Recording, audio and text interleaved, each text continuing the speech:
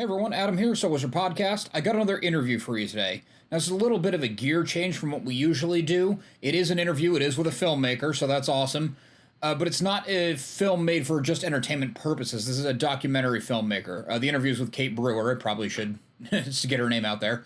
She's a journalist, documentary filmmaker, as I said, and her latest documentary is called Knots, a Forced Marriage Story. And I thought it was really interesting to cover something a little bit different than the usual genre stuff or just purely entertainment stuff, because it is an important subject matter, and I think it's also interesting to widen your horizons and take in a lot of things, a lot of pop culture, a lot of information, talk to a lot of different people. The interview itself, the documentary itself, is very well constructed. It's a very well made documentary, so it is a piece of cinema that you can watch, and I'm going to say you get enjoyment out of it, but I don't mean like it's a fun, happy story, but it is constructed with information in a narrative kind of format. It's very well done. I wanted to give Kate props for that, but also the subject matter is a little intense, but also important, and it's not a total downer of a watch, so I do recommend you check out Knots, a Forced Marriage Story. And you might not have gotten tripped up on this, but something I thought before I watched it was I kind of confused or merged forced marriage with arranged marriage, and they're not exactly the same thing. They're not always the same thing. So I'm not attacking anyone's culture. I'm not attacking anyone's belief system. But get through the documentary, form your own opinions, but I think you'll see that the issue is fairly black and white. It was also really interesting talking to Kate about her process, her data collection, the research she did, the people she talked to. All for that point of view, you get more into what these interviews usually are, which is how things came to be and how projects come to light. It's just a little bit more serious, so I wanted to give you a heads up, but it's absolutely still worth checking out. So I hope you enjoy this interview with Kate Brewer, and then I hope you check out Knots, a Forced Marriage Story, available now. Hey everyone, Adam here, So Was Your Podcast. I'm sitting down with Kate Brewer, who has a new documentary out, Knots, a Forced Marriage Story. Kate, how you doing? Doing very well, thanks. How are you? I'm doing good. Like I was just saying, thank you for taking the time to come on.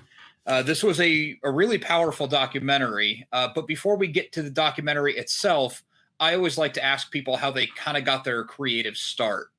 What led you to documentary filmmaking, and then specifically this story? Yeah, thanks for asking. So my background is actually primarily in filmmaking and screenwriting and narrative primarily for a long time, but eventually I started to move into the freelance world. And when I did that, I started doing more advocacy projects. And I really, really liked being able to use my storytelling skills toward issues that I really care deeply about. So I ended up getting a job at a nonprofit in Washington, D.C. that deals with gender violence issues. And it was when I was working there that I discovered that forced and child marriage is still a huge problem in the United States.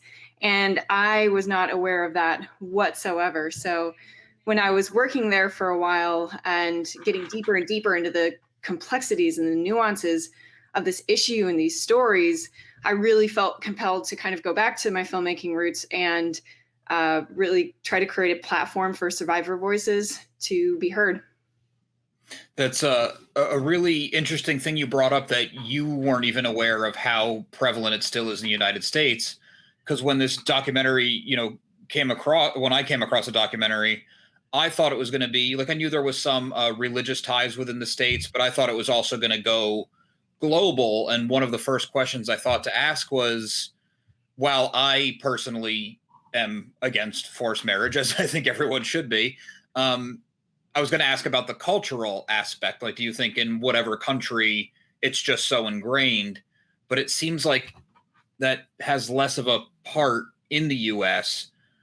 Did you find that most of this was tied to religion? So that is an excellent question. And it's one of the most common misconceptions about forced and child marriage in the U.S.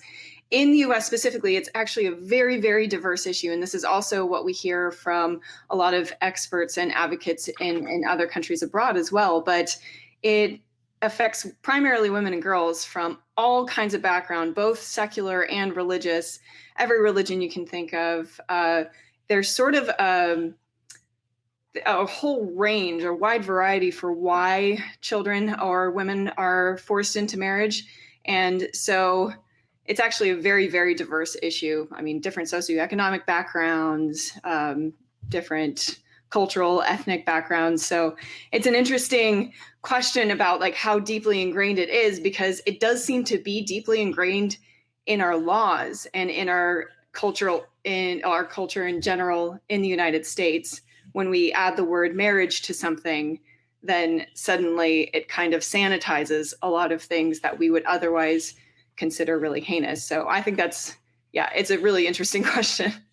Yeah, it is a really much wider topic than I ever thought. I guess the easiest place to start would be, is there a big difference between an arranged marriage and a forced marriage? Obviously, there's going to be some crossover, but... Yeah, so the way it is a very complex kind of issue. So the way I like to think about it is that not all arranged marriages are forced, but all forced marriages are arranged by their very nature. So the definition of a forced marriage is one that happens without the full and free consent of one or both parties. And that includes free from coercion, free from pressure, free from threats or physical abuse, or, kind of runs the gamut. So there are arranged marriages that exist where both parties have full agency, but all forced marriages by their nature are arranged by someone other than the person themselves. Okay. I felt like that was kind of an important distinction to make, because the arranged marriage thing, I think someone could make the cultural argument, but the forced marriage, I don't see how you defend it really. And we'll probably get to that, because I'm trying to kind of keep things in order of that you had them in the documentary. Did you come across anybody when you were doing your research? Because for people who haven't seen the documentary yet, which you should, you follow 3 varied stories, but with the same common thread, obviously.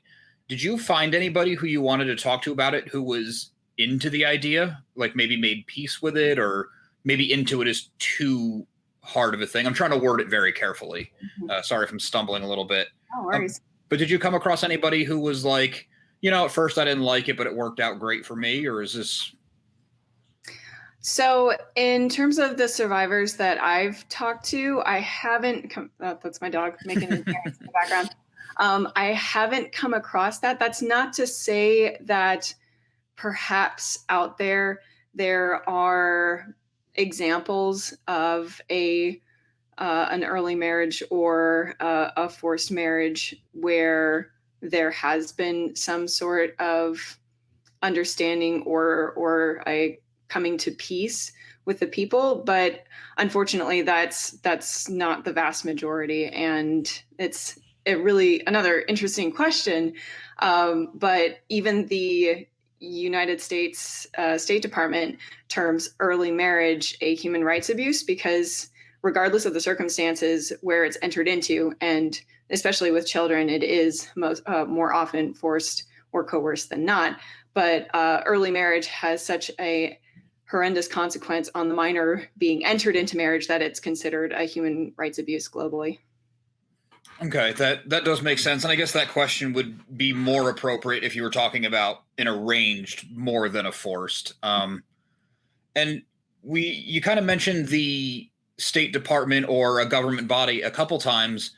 And at one point in your documentary, you get to the fact that more states than not allow minors to be married through one loophole or another, or some don't even bother asking. And I found that shocking. And I don't know how much you know about the individual laws, but are these like laws from the 1700s that were just never updated, like, and there's a weird loophole? Or it just seems so bizarre that we feel like we're a forward thinking country, but that's like archaic. Right. So actually in the documentary, Nicholas Surrett has written a book about it's called American Child Bride, and it chronicles the history of child marriage in the United States. So for a fuller picture, that is a fantastic resource. But a kind of quick answer is, when we kind of broke away from Britain and we started creating and building and implementing our own laws, we sort of got up to a point, but then stopped, and it just kind of froze. And unfortunately, there's still a number of states where there is no minimum age for marriage. There are only 4 states. I think it's Delaware, Pennsylvania, New Jersey, and I'm missing one, but I'll look it up, that have actually closed the loopholes. But unfortunately, in 46 states, those loopholes do exist, and they vary state by state, which is part of what makes it so absolutely tricky. Is some states you just need a permission slip from one parent. Other states you need maybe parental and judicial consent. But that idea of parental consent, I mean, typically it's the parent or guardian who is forcing the child into marriage. So it's kind of a weird way to think about that. Yeah, it's very weird to think about it. And there was even a part, I think it was Nina's story, where she talked to her father on her wedding day, the wedding day that she didn't want at all, about him being proud of her, and he had such a sense of pride. And that was so bizarre to me because it feels like he's selling her off, and I didn't understand where the pride came from. Mm-hmm. And do you have any further insight to that, or am I asking you to kind of put yourself in the headspace of someone you don't understand? Oh, no. Well, I don't want to speak entirely for Nina, but I've spent a lot of time talking with her about this issue. So I think part of the complexity of this is that not every family necessarily goes into forcing their child into marriage because they think, oh, like, I'm going to stick it to this child and I don't care about them at all. And for a variety of reasons, and again, like on a really broad scale of experience, some people really think that this is the best thing that they are doing for their child. And in some communities, there really isn't any other choice. There hasn't been any other choice presented. So when you get to that moment, I think I can safely say Nina was so focused on just making her father proud and feeling like her father was proud of her for once, because her whole life she had been trying to question things, and she was, she said in her own words, she's the black sheep of the family.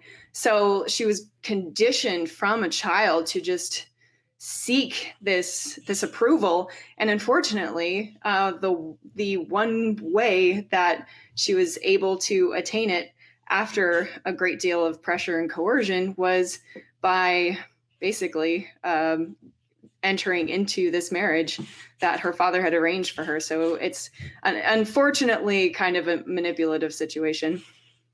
Yeah, I guess it's hard to fully understand indoctrination without having seen it firsthand, and maybe that's where my disconnect is. I mean, I understand what happened, I get that, but it's just hard to fully understand the psyche. Yeah, I think that's part of the reason that conversations around this issue have sort of maybe not gone as far as they need to, especially in terms of when we're talking about not just how to change our laws, but how to change our mindset and really understand what a forced marriage can look like, and really understand the human impact of it. I think people naturally tend to want like easy solution, like problem solution. And right, unfortunately, yeah. it's in terms of closing the loopholes, that's simple. But in terms of changing the mindset, that is going to take a lot of conversation and a lot more understanding of what these kind of abuses look like, even by people who are, your own family, your own flesh and blood, or guardians that you trust. There was another thing that, and I don't mean to be bleak, because obviously closing the loopholes is the right move. It's a very big step in the right direction. But at one point, one of the forced marriages, they said it was just kind of conducted by someone within their small community, and there was really no legal binding to it at the time. Mm-hmm. So even changing the laws might not necessarily stop this problem dead in its tracks? It probably won't stop it dead in its tracks. It will make a huge dent, though, in the number of lives, of children's lives who are ruined. And what's interesting about that particular case, which was Sarah's, is that in this ceremony, she was handed off as a 15-year-old to a 28-year-old man. But when they went to get it legalized in Reno, then to go through the legal process, they had a permission slip from her father. She was 16 years old, very pregnant, so evidence of a statutory rape. And that would have been a time where someone, an adult, you would think, you would hope, would get involved, intervene, and say, like, wait, hold on. Yeah. What is happening here? And so if you do have that bright line of 18, then that note doesn't absolve the rapist, basically. Yeah, that was something that was, I mean, when that part came up, I literally had to pause it and walk away for a minute, because I'm like, you got to be kidding me. Like, our courts are just saying, yeah, that's fine. Marry the 16-year-old, you statutory raped. Like, that's crazy. And I guess we kind of went over that with the state's issues. It's just such a perplexing topic. Yeah, it is wild. Yeah, I have learned so much, and I continue to learn about this issue every day. The more I hear from survivors of all different walks of life across the United States, I really do think it's a lot more widespread than we think. And it's hiding in plain sight is the other strange part of it. It's right in front of us. And yet when I say forced marriage, like pre-COVID times when people had cocktail parties and things like that, I would be describing what I was working on, and I would say forced marriage, and nothing really clicked. I would describe the circumstances or the situation of the forced marriage, and all of a sudden, almost every event I was at, someone would go, "Oh, hold on, that happened to my aunt, or that happened to my friend, or that happened to a girl I was in school with." So I really do think it's about kind of connecting the dots in our culture and our society in terms of what it looks like, not the misconceptions that we've been holding on to. And that's not that's not anyone's fault. It's just people don't know about it. I really think that people do care. People want to do right by the youth of their country. They just don't realize that they're still in such jeopardy. Yeah, and I think you hit the nail on the head right in the beginning of our conversation, where you said that they use the word marriage and it kind of sanitizes it. Like, oh, marriage, that's great. And it just kind of goes away. Where none of these forced marriages seem to be a marriage as, like we would assume it is, where, oh, it's a partnership and we do this together and we enjoy spending time together. It's more forced servitude or something along those lines. Absolutely. So maybe the terminology needs to change, even though technically, I guess, is a marriage, but. Yeah, no, it's really interesting you bring that up, because I've been talking with a number of different human trafficking organizations, and human trafficking organizations are, a lot of them do consider and are looking at forced marriage and child marriage as a subset of human trafficking. It is taking one person and taking away all of their agency, and essentially like putting them into a situation where they are mostly owned by another person. Yeah, that is something I wanted to bring up too, is the human trafficking connection, because it seems like the end result is just about the same. Unfortunately, yeah. And again, I think that's really where it comes back to the way that we think about anything involving the word marriage in our society has really given it a pass. And the bottom line is it's a human rights abuse. And I think no matter where you are in the political spectrum, we can all agree that we want to eliminate human rights abuses in our country, particularly those that are affecting children, who are the most vulnerable group in this situation. So, for sure. Kind of a weird offshoot question, but did you find that all of the forced marriages was a young female to an older male, or was there ever a case? I mean, I'm sure there is somewhere in human history, but were there cases where it was a young male to an older female? So there have been cases of boys and men being forced into marriage, and experts and advocates do see that. So it's not something that only happens to women and girls. The reason that it's considered a gender violence issue generally in the United States and worldwide is because the overwhelming numbers are younger girls forced to marry older men. So, but that's not to say that it doesn't happen to boys and men as well, which, I mean, any way you squeeze it, it's wrong.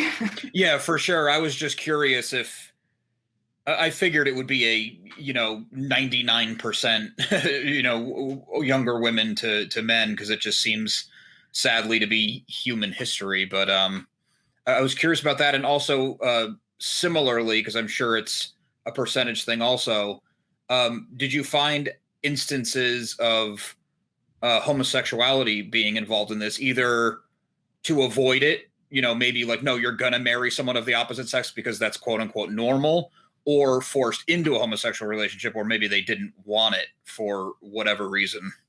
So, based on what I've heard from experts and advocates who are working on the front lines with clients who are facing these issues, they have seen people from all genders who are forced into marriage as a way to correct something that their family or community deems inappropriate.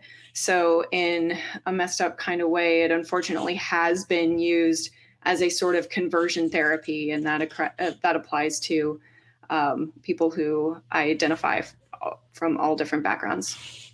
Right. And I hope nothing I said there came across the wrong way or accusatory. No, Just no, not at all. Okay. Yeah, it's just such a huge, vast topic that it's so hard for me to keep straight in what order to ask these questions. I understand. I've spent 5 years, making this film, and I still am trying to pick apart all of the pieces and the nuances and understand everything. So, yeah, no, I really appreciate all of the questions you're asking. Okay, great. Speaking of how you manage to outline and construct such a complicated, not linear thing, you kind of found a way to make a linear narrative for the movie, and which I think is helpful because that's how people are used to digesting stories, whether they're fiction or nonfiction. Was that an early development in the documentary? Like, you knew you had to kind of case it in a way where someone could follow from A to B to C? That was something that my editor, Darman, and my producer and cinematographer, Jazz, and I worked on extensively. So, not saw a lot of iterations before we got to this point, but we knew that we wanted to be able to follow, for the audience to be able to follow each of their stories. And what we found was that even though they have such different backgrounds and are from different areas, there are certain markers in each of their stories, like the something about their upbringing, being taught that they're not able to question anything, markers of abuse and coercion, and then the marriage itself that followed a similar trajectory. So that's kind of where we hooked into trying to spend enough time with each of them along that trajectory. So we were going through their journeys together and, roughly following those same moments or the same pivotal moments for each of them in their lives. Yeah, I found that interesting, and I thought you did a really good job of picking three people with the same story, but with completely different stories at the same time. Oh, thanks. Well, they're amazing, incredible women. So the heartbreaking and difficult part was just how much to leave out of each of their stories to put it into this format. I mean, each of them could probably have their own series to really get into all the nuances. Yeah, with a relatively short runtime, I imagine you had hours of stuff that you just hated to leave on the cutting room floor. Yeah, some tough decisions there. Yeah, I'm sure there were.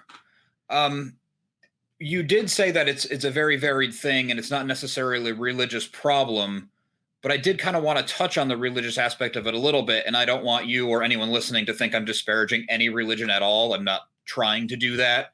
But I know it's big in the Muslim religions, at least arranged marriages. I don't know about forced.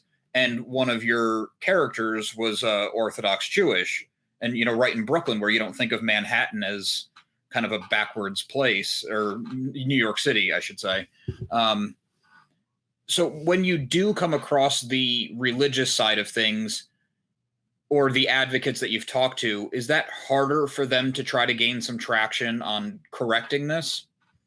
I think it can be a very, very sensitive subject. So, it's one thing to one of the great things about this country is the freedom of religion, the freedom to celebrate your beliefs. However, we do have a general understanding, regardless of what religion you follow, or if you follow any religion at all, that there are certain things that we do not accept in our society because they are harmful to people. So for myriad reasons, throughout history and throughout the history of this country, we still have certain practices, or at least allowing for practices in place that do still constitute harm. So yeah, it is tricky sometimes, because there is no religion that requires child marriage. Mm-hmm. When you really get down to it. So it's the kind of thing where it's not about attacking a religion, it's about attacking a human rights abuse that exists in a whole wide variety of communities, secular as well, but by nature of its diversity, also in religious communities. So yeah, it gets to be touchy, unfortunately, but I don't think it needs to be that complex, really, when you really get down to it. Again, it's the kind of thing where there are certain practices that we don't consider appropriate for our culture. And again, because of the harm that they do. And this actually falls into that category. I just feel like our laws haven't caught up yet. Yeah. And again, I think you said something perfect there, where you said no religion requires child marriage. So it seems like one of those loophole kind of cases where it's someone doing something, or a small sect of a subgroup doing something, and using religion as like their shield, where it's kind of giving the religion a bad name when they do that.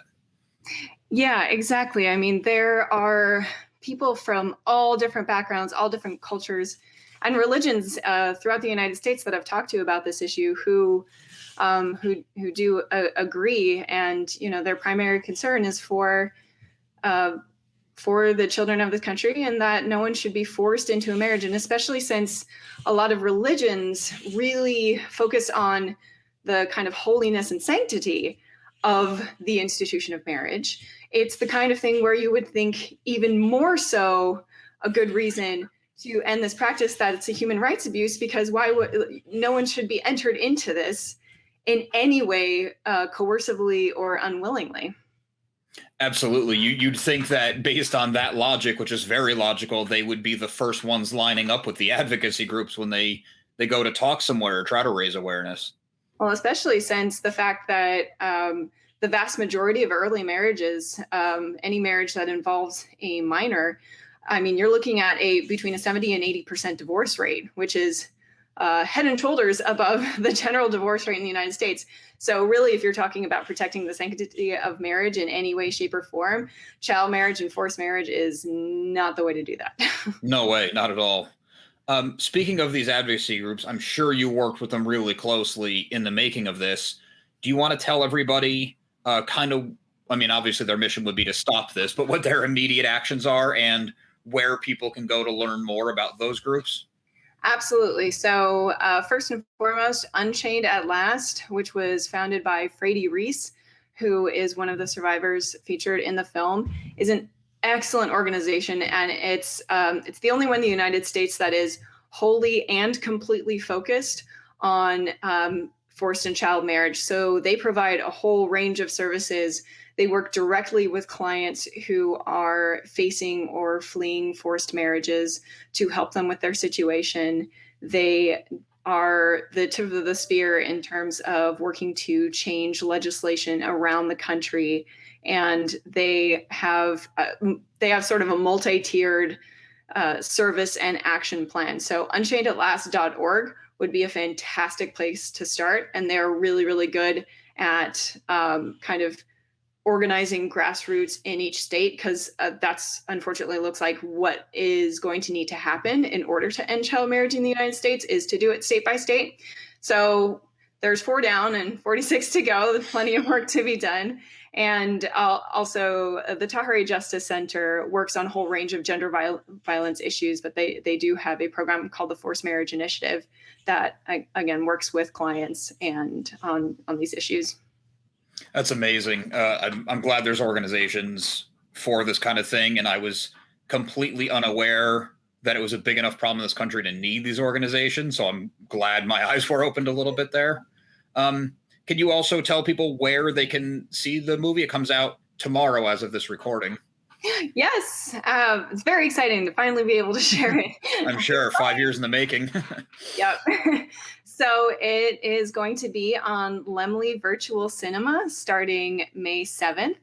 Very exciting. And then I believe it's June 4th. It'll have a wider global digital release. So it'll be available on platforms like Apple TV and those sorts of things. So I would start with Lemley, and then starting in June, there will be a number of ways to access it as well. Excellent. And just one more thing, if you want to tell people where they can find you or more of your work online.